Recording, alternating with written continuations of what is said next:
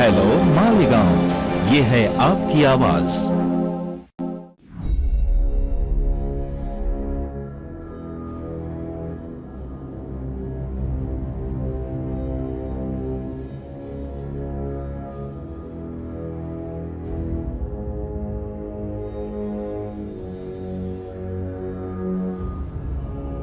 दर्शन road Malegaon camp उपविभाग म्हणून कार्यरत आहे.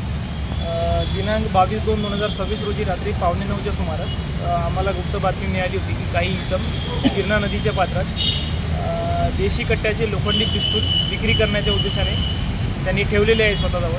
तर आम्हाला मिळालेल्या बातमीनुसार तिथे टीम रवाना केली आणि टीम रवाना केल्यानंतर 2 आरोपी त्यामध्ये सामील आहेत. त्यापैकी एका आरोपीचं नाव श्री कुलदीप नरेश भिलोर आणि दुसरा आरोपी लकी बागडे. हे 2 आरोपी या गुन्ह्यामध्ये सहभागी आहेत.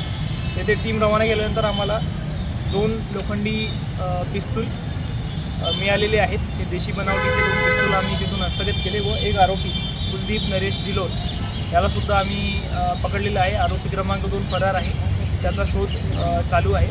आणि सदरचे जे पिस्तूल आहे हे कुठून आणले व कुणाकडून विकत घेतले त्याबद्दल सुद्धा तपास चालू आहे. हेलो मालेगांव, ये है आपकी आवाज।